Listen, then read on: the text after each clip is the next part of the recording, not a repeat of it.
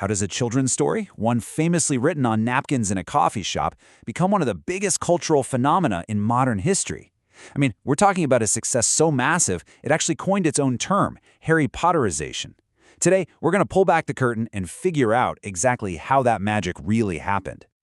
So here's our game plan. First, we're going to wrap our heads around the sheer scale of this thing. Then, we'll introduce the main tool we'll be using for our investigation, Malcolm Gladwell's tipping point theory. After that, we'll apply its 3 rules directly to the wizarding world, dig into why the story itself was just so darn compelling, and finally, see how they kept that magical momentum going for years and years.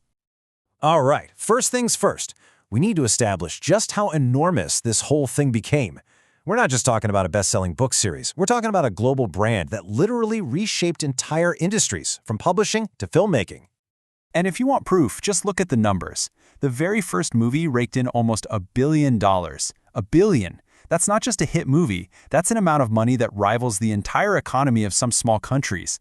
And it wasn't a fluke. Look at the next films. They all kept up that insane pace. This wasn't some slow burn success story. This was a straight-up explosion right from the start. So that leads us to the real question, right? How on earth did a story about a lonely kid living in a cupboard under the stairs completely take over the world? You know, it's easy to just say, oh, it had good marketing, or it's just a good story. But that doesn't explain this kind of explosive viral spread. There had to be a specific moment, a tipping point, where it went from being a popular book to a full-blown global obsession. To find that moment, we're going to borrow a framework from author Malcolm Gladwell and his brilliant theory of the tipping point. It's really the perfect lens for understanding how seemingly small things can suddenly make a huge, huge difference. Gladwell calls the tipping point that magic moment. It's not a slow, gradual climb to popularity. It's a sudden, dramatic spike where an idea just erupts.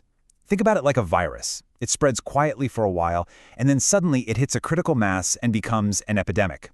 Well, Gladwell argues that ideas can do the exact same thing. So how does an idea actually tip?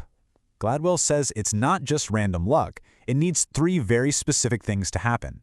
He calls them the law of the few, the stickiness factor, and the power of context.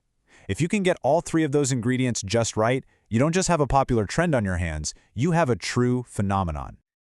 Okay, so let's put this theory to the test. Let's see how these 3 rules apply to the Harry Potter universe.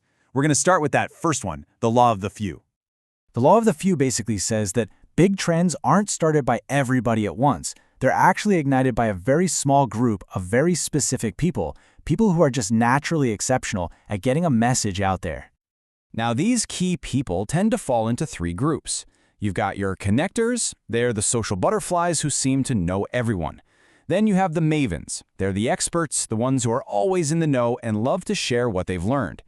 But for turning a story into a global brand, the most important role might just belong to the salesman. These are the charismatic, persuasive people who can sell an idea to anyone. So who were the salesmen for Harry Potter? Well, at the top of the list, you have J.K. Rowling herself. She was the ultimate persuader through her incredible storytelling. Then, you've got her publishers, Scholastic and Bloomsbury, who were absolute masters at building that grassroots hype. And then, of course, the mega salesman, Warner Brothers, who took this brand and just amplified it into a global entertainment machine. Okay, on to rule number 2, the power of context. This idea is simple, but so powerful. It says that the environment, the time, the place, the culture, where a message is received is just as important as the message itself. And even the tiniest tweak to that context can have an absolutely massive impact. And I've got the perfect example of this in action. In the UK, the first book was called Harry Potter and the Philosopher's Stone. But when it came time to release it in the United States, the publisher made what seems like a small change, but it was actually a genius move. So why did they change it? Well, Scholastic, the American publisher, made a calculated bet. They believed that for their target audience, American kids, the word philosopher sounded kind of boring, maybe a little academic. But sorcerer? That sounded exciting, action-packed, and full of magic. It's a perfect, almost surgical example of tweaking the context to make sure the message would land with the biggest possible splash. Okay, so we've got the right people and the right context. But that brings us to the third and maybe the most crucial rule of all, the stickiness factor. What was it about the actual story itself that made it so powerful and unforgettable? The stickiness factor is that special something, that secret sauce in a message that makes it impossible to shake. It's the quality that makes you not only remember an idea, but feel an almost urgent need to tell someone else about it. And for Harry Potter, the secret to its stickiness can be summed up in one word: contrast. The story starts in the most painfully ordinary, aggressively normal world you can imagine. The Dursleys hate anything weird, anything mysterious. They are the living definition of unmagical. And this, it turns out, is the perfect setup. Because then, into this drab, gray, suburban world, you start to get these little cracks where pure magic shines through. A cat reading a map, an invasion of owls delivering letters. It creates this incredible, irresistible tension between the boring world we all know and a secret, extraordinary one that's hiding just out of sight. And it all builds to this one iconic line. After all that oppressive normalcy, this is the catharsis. It's one of the most powerful and sticky ideas in all of modern literature because it's the ultimate wish fulfillment fantasy. It's a message that tells every single person reading it, hey, you might feel ordinary on the outside, but secretly, you're special, you're magical. And that idea is impossible to forget. But look, having a tipping point is one thing. Staying on top of the world for more than a decade is something else entirely.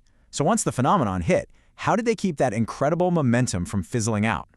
Well, there were really 4 key engines that kept the Hogwarts Express chugging along at full speed. First, you had the multiplier effect. Every book led to a movie, which led to video games and toys and theme parks. It created this massive, self-sustaining economic universe. Second was corporate control. Warner Bros. Was incredibly smart and selective about who they licensed the brand to. This kept Harry Potter feeling special and premium, not cheap. Third, the rise of the digital community. The internet was exploding, which let fans connect, form communities, and keep the magic alive online in between books and movies. And finally, they had a steady drip of constant content, spin-off books, interviews, promotions that made sure Harry Potter was never ever out of the conversation. And in the end, it all comes back to this mind-boggling number. The success wasn't an accident. It wasn't just luck. It was the perfect storm of the right people delivering an irresistibly sticky message in exactly the right context. All of which makes you wonder, right? When you look around at the trends and stories that are catching on today, can you spot those 3 rules at play? Can you see the law of the few, the power of context, and that all-important stickiness factor? What do you think will be the next big thing to tip?